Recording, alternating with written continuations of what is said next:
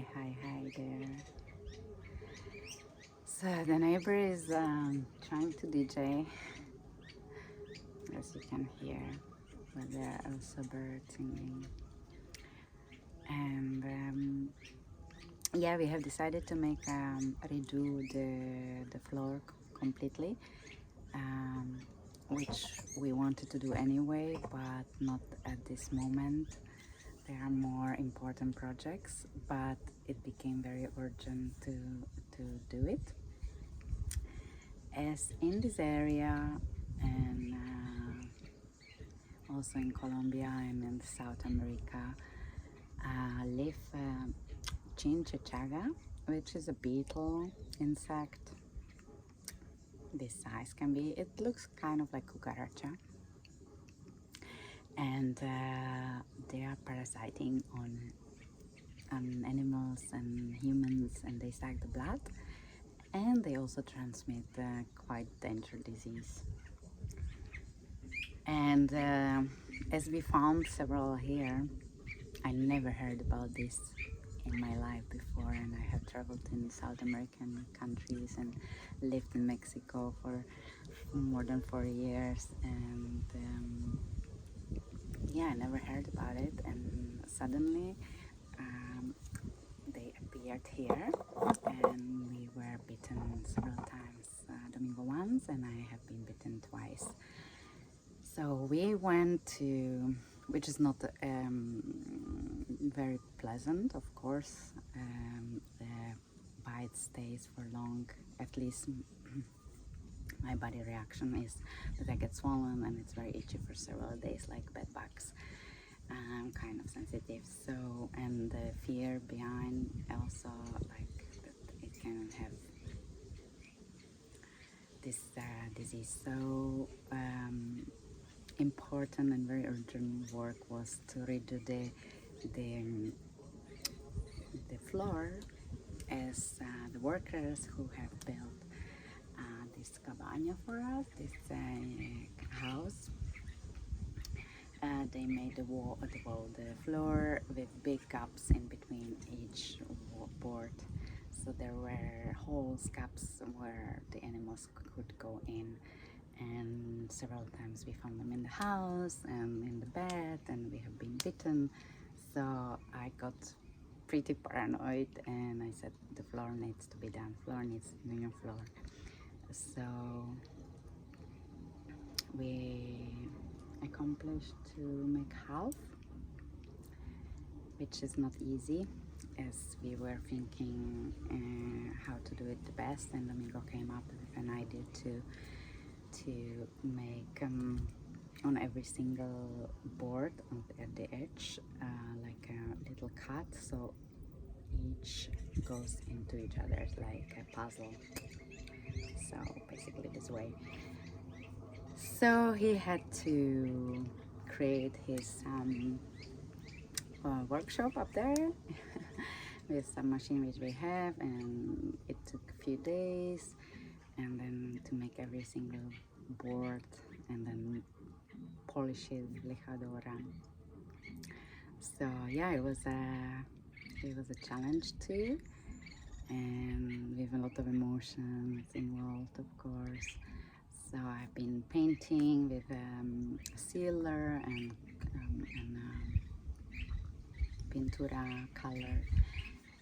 So when all the floor, the rest half will be done too with this process, then we will put a varnish to make it also more beautiful and like polished and so on. So yeah, that's the project right now going on, and yeah, it's fun, it's beautiful, but of course, as everything, it has also the dark side, let's say. It has these difficulties and challenges as well, but at the same time it's still very pleasure, very nourishing process page of my life, settling, rooting, creating, birthing project, birthing house, which is all new for me, as I was a worldwide traveler.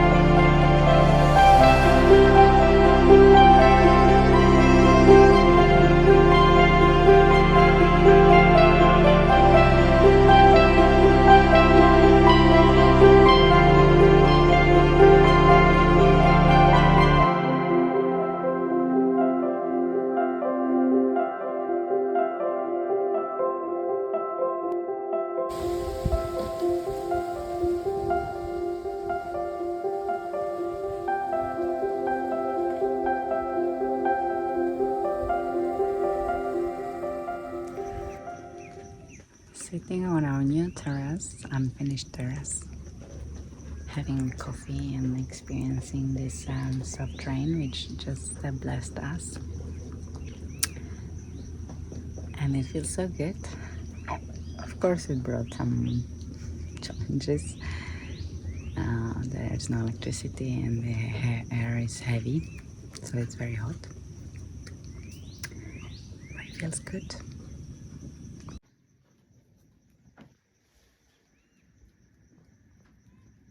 A rainy day,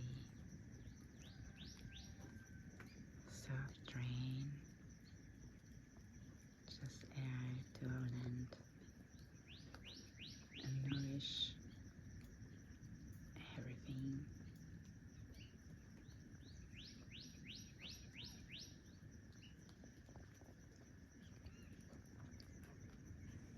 So we are still working. We just started to work on the second half of the floor,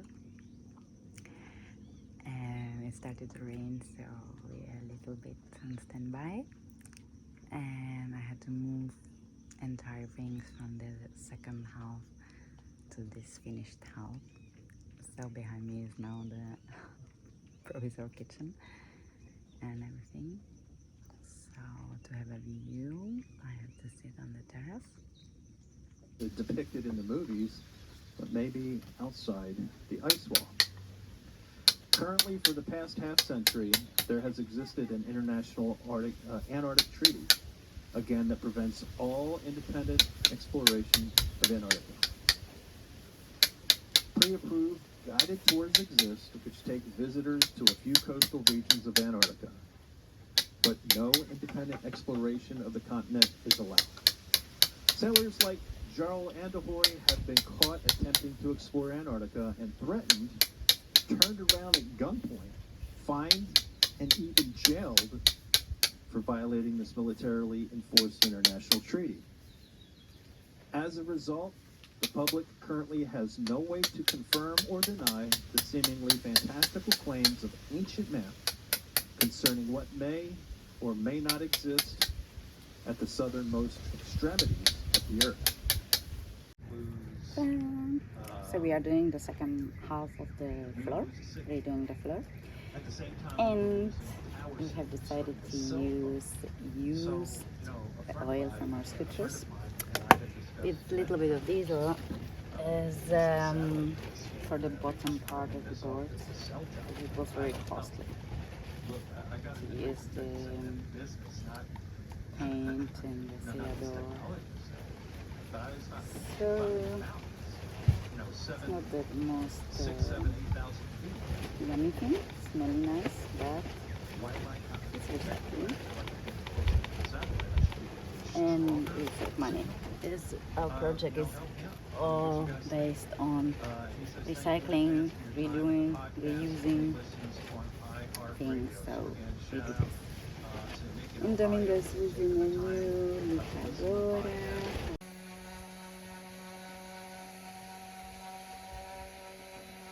About $250,000 a year. I know many of you are saying, geez, that's a lot of money for you and me.